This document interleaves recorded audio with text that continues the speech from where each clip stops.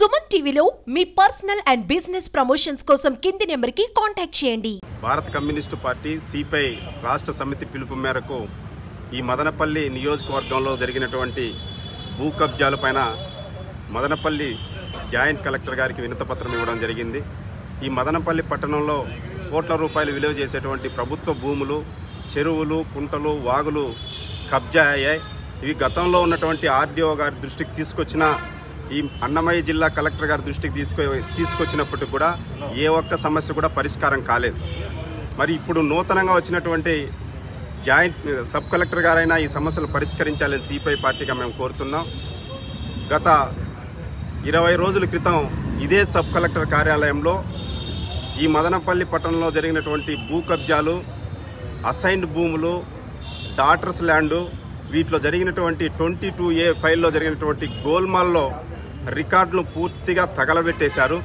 ఈ తగలబెట్టేసిన ముద్దాయిలు ఎవరో ఇంతవరకు కూడా తేల్చినటువంటి పరిస్థితి లేదు. ఇక్కడ అగ్గిపెట్టినప్పుడు మాత్రం రాష్ట్ర ప్రభుత్వం స్పందించింది. సిసోడియా గారు వచ్చారు, డీజీపీ గారు వచ్చారు, సిఐడి చీఫ్ వచ్చినా ఏ ఒక్కరిని కూడా ఈ రోజుకి దోషులుగా పట్టుకున్నటువంటి పరిస్థితి లేదు. ఈరోజు రాష్ట్ర ప్రభుత్వం కేవలం కొండందు కనీసం ఎలగన కూడా పట్టినటువంటి పరిస్థితి. దాదాపు 900 ఎకరాలు పేద భూములు కబ్జాలు చేశారు, దౌర్జన్యాలు చేశారు, బెదిరించి పెరుక్కున్నారని స్వయంగా ప్రభుత్వ అధికారులే చెప్పినప్పటికి కూడా ఈ రోజుకి కూడా ఒక్కరంటే ఒక్కరిని అరెస్ట్ చేయలేదు.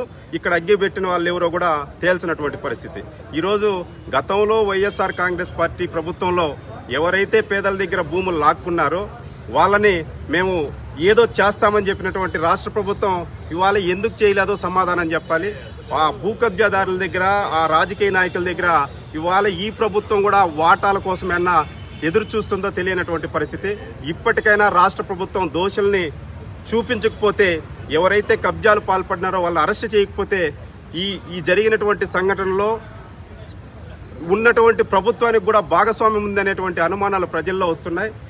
ప్రభుత్వం పైన ప్రజలకున్న విశ్వాసాన్ని కోల్పోయే ప్రమాదం ఉంది. ఇప్పటికైనా రాష్ట్ర ప్రభుత్వం స్పందించి మదనపల్లి సబ్ కలెక్టర్ కార్యాలయంలో నిప్పు పెట్టినట్టు వాళ్ళని అరెస్ట్ చేయాలి.